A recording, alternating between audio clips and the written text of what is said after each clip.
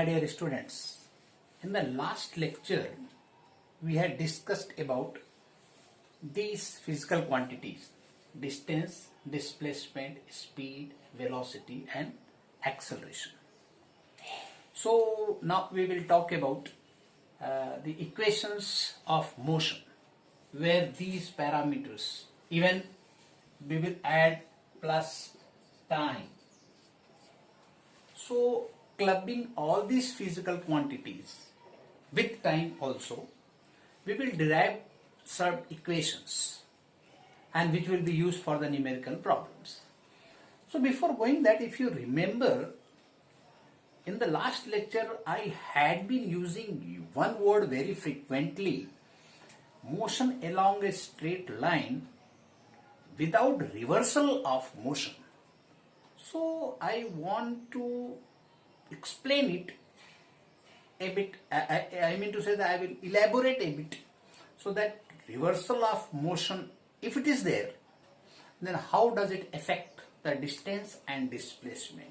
To be more precise, I will give you example. With that you will understand in better way what is the significance of reversal of motion as far as linear direction of motion is concerned. So I was telling, this is the point A, and from A body started moving in this direction, right? Body moving in this direction. Now from A it has reached up to, suppose, P1, and it has travelled a distance of suppose 100 meters, this distance. It moved further. It reached up to P2. It came over here. This is 50 meters. Then motion was in this direction as long as it reached from A to P2. Now from P2 it reversed and started moving in this direction, and it reached up to, suppose, B, and this distance is suppose 110 meters. Got it? So from P2 it has come up to B and has moved a distance of 110 meters. Now see, the reversal of motion is there. A to P2 it reached and then reverted the direction and it reached up to B2. And at B it is stopped. Now we will talk about the distance and displacement. Now distance from A to B. What is the distance covered? Distance is equal to A to P1, P1 to P2 and P2 to B. Means A to P1 plus P1 P2 plus P2 B. These total distances will be added.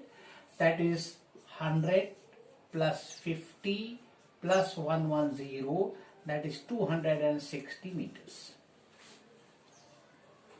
Now we will talk about displacement. Displacement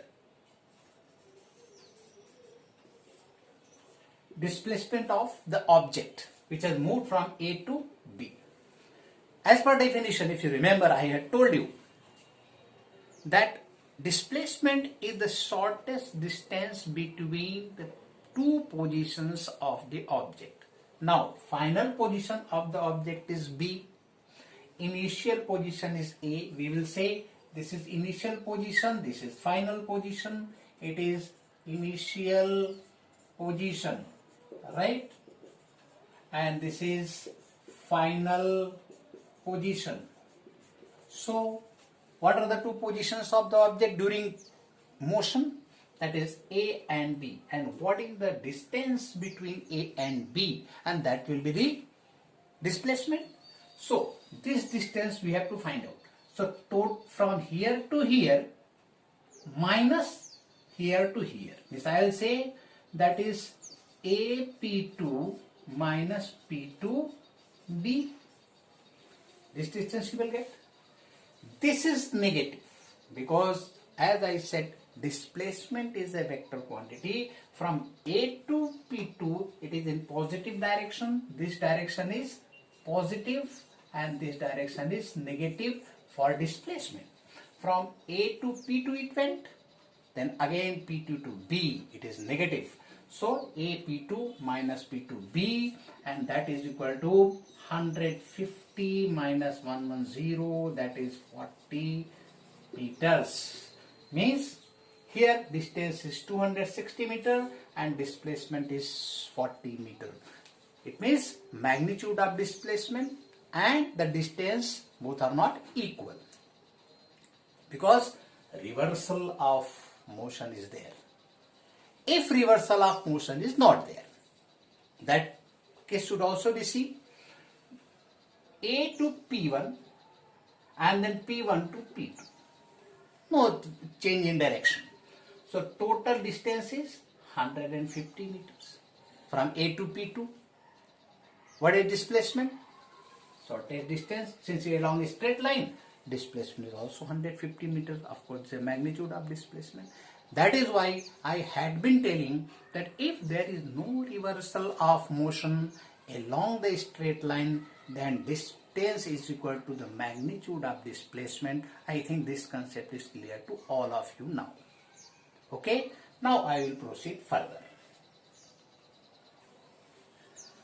In the last lecture, if you remember and if you have gone through, then I had drawn number of displacement time graphs. Now I will draw some velocity time graphs and what is the geometrical significance of those graphs and what is the meaning of those graphs and what is the analysis of those graphs, that will be studied over here. So first graph I will draw like this. First one. Suppose these are two axes, that is time axis and this is velocity axis. Now I have drawn a graph parallel to time axis. Suppose it is V0. This is the graph in this axis. What is the meaning? That time is increasing. Of course it is 0 here. Time is increasing, the velocity is not changing. It is called constant velocity. So this is here, velocity is constant. And when the velocity is constant, that is called uniform motion. Uniform velocity. Velocity is constant. Second case we will take. This is another velocity time graph. It is velocity, this is time, this is velocity direction, this is time direction, this is velocity and this is time. So suppose this is the graph. Means, as I have told you, in case of displacement time graph, the slope of the tangent drawn on the graph gives the velocity. Similarly, here what do we see? Then rate of change of velocity is acceleration. I had told you in the last lecture, means I had told you acceleration is equal to dv by dt. This is rate of change of velocity with respect to time is called the acceleration. Right? Here velocity is changing and with constant acceleration. Means this graph shows, this implies constant acceleration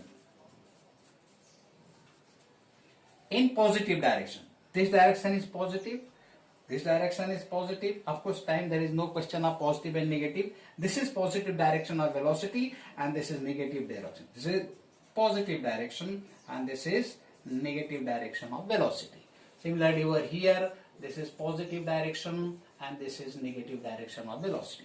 And this tells uniform acceleration, means a constant acceleration.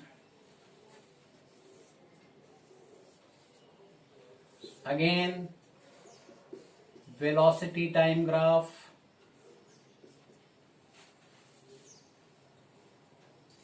This graph is like this. Suppose here the velocity was v naught. This tells here velocity is decreasing. Velocity is decreasing means there is negative acceleration in positive direction. Direction is positive. The change of velocity is negative. This is called retardation in positive direction. What is significance of positive direction? In the sense object is moving. I will give you example with that you will understand. Suppose object is moving in this direction. Right? This is positive direction. Positive direction. But velocity is gradually decreasing. But direction is not changing. Direction is this only, but velocity is gradually decreasing. This graph shows that kind of motion. Velocity is decreasing, no doubt, but the direction is not changing. Suppose initially car was moving with 80 kilometers per hour, but gradually it's from 80 to 50, 40, 30, velocity is decreasing, but direction is still same. So this graph shows the direction is same, but velocity is decreasing, right? This implies decrease in velocity without changing the direction. That is positive in this case because this direction is positive. So direction positive direction, but velocity is decreasing. So this is called retardation. Velocity is decreasing with time. Another graph I will draw.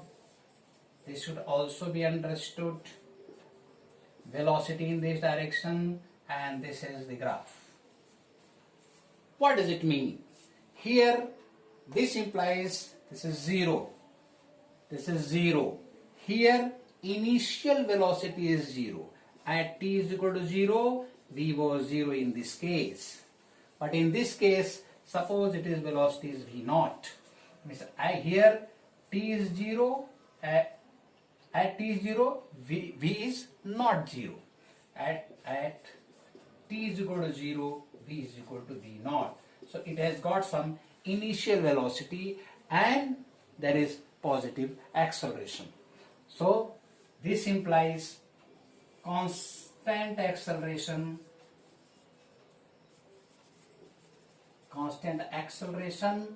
with initial velocity v naught.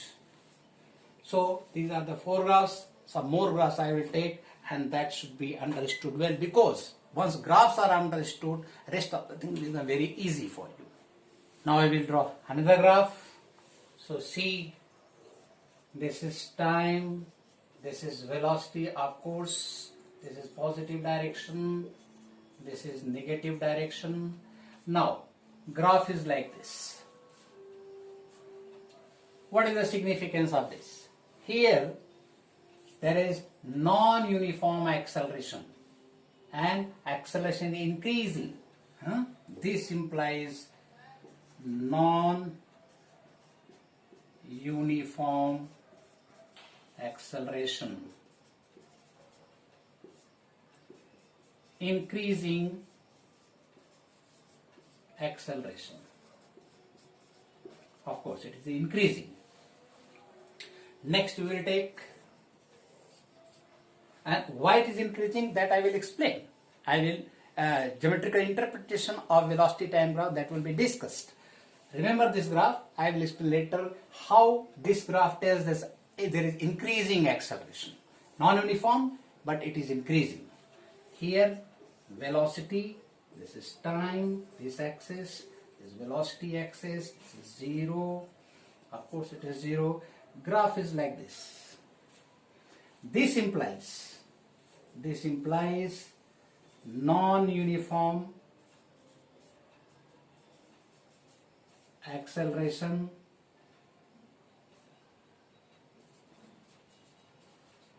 decreasing. Here acceleration is decreasing, here the acceleration is increasing. So various graphs I have drawn, and with these graphs certain things are clear to you. And what is the geometrical interpretation of this velocity time graph, that I will let you know, and what is the significance of acceleration as such. So as in displacement time graph I had shown that slope of the tangent drawn at any point on the curve, on the graph, tells the velocity at that moment, instantaneous velocity. Likewise, now in velocity time graph, at any point on the graph, if tangent is drawn, that tells the instantaneous acceleration at that particular time of the motion. Right? Now we will take up acceleration geometrical interpretation. See, this is time axis, this is velocity axis, positive, in this direction this, negative, this is 0, this. Suppose this is the graph of velocity time graph of any motion. So at any particular time, if we see, this is the point A at time t1 and this is B at time t2. This is the graph at time t1. This velocity is, suppose it is v1, at time t2 velocity is v2, right? And join this 2 point, this is the chord, this is the curve, right? And A and B 2 points are there, and if you join AB, this is the chord on the curve. So as I had said, acceleration is equal to v2 upon v1 upon t2 minus t1, change in velocity with respect to time, right? So it is called rate of change of velocity with time is called the acceleration. So what is the geometrical interpretation of this? What is the meaning of this as far as geometry is concerned? So this is the graph for velocity time graph of any motion. So AB is the chord.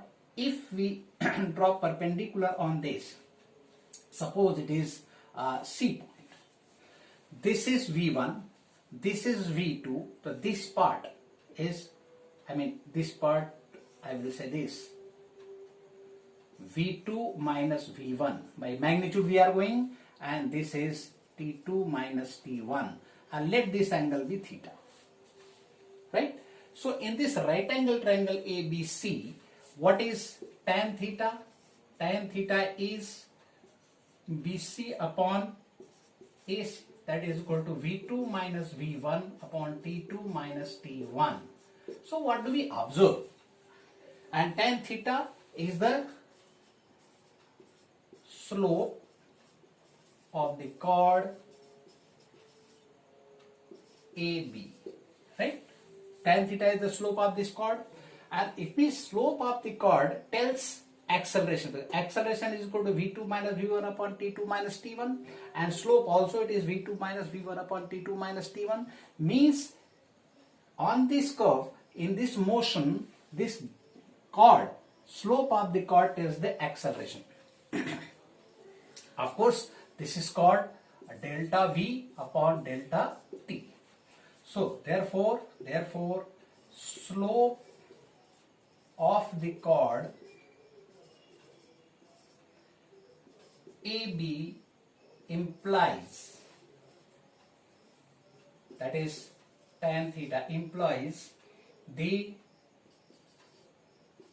acceleration of the object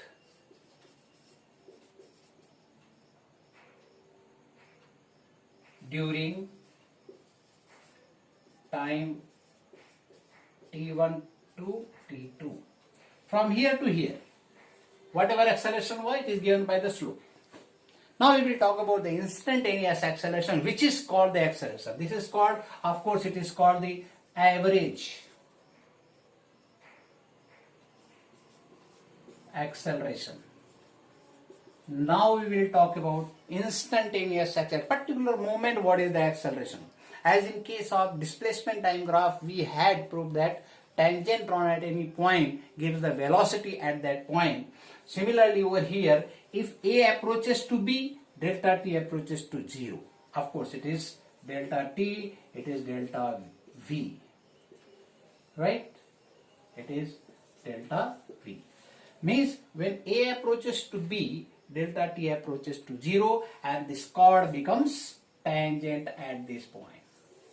And now this angle is suppose alpha. So we'll write as A approaches to B, delta t approaches to 0 and the chord becomes tangent at point B. Let this angle be alpha.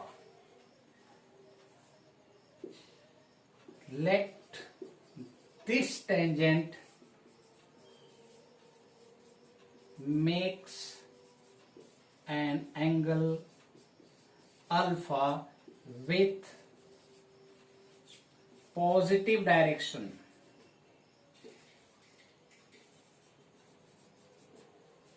Right? This direction. Then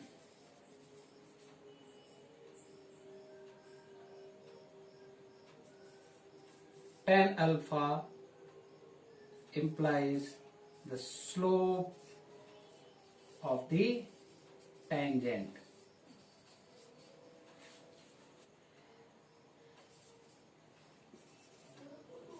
A is equal to delta V upon delta T, this average. So acceleration is equal to limit delta T tends to 0, delta V upon delta T, that is equal to dV upon dt. Therefore A is equal to dV upon dt. This is called instantaneous acceleration or simply acceleration.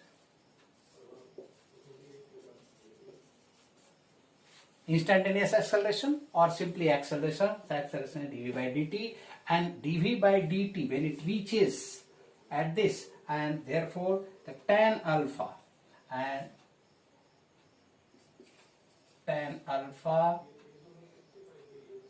is equal to A is equal to dV upon dt. Finally, slope of the tangent gives the acceleration at point B. This implies the acceleration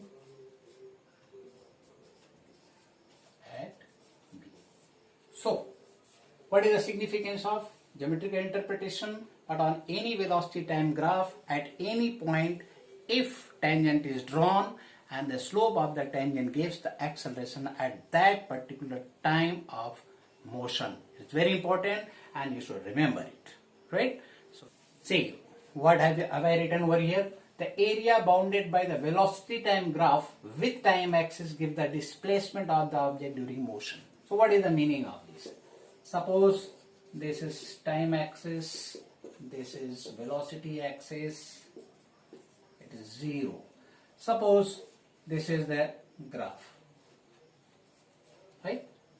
Initial velocity was, suppose, v0. So this graph from here to here at time t, if I want the displacement, so I will draw perpendicular. So area bounded by this, suppose the A, B, C and O. O, A, B, C. This area gives the displacement of the object. This gives the, this is the graph, and this area gives the displacement of the object during motion. That is, from t is equal to 0 to t is equal to, suppose, t1.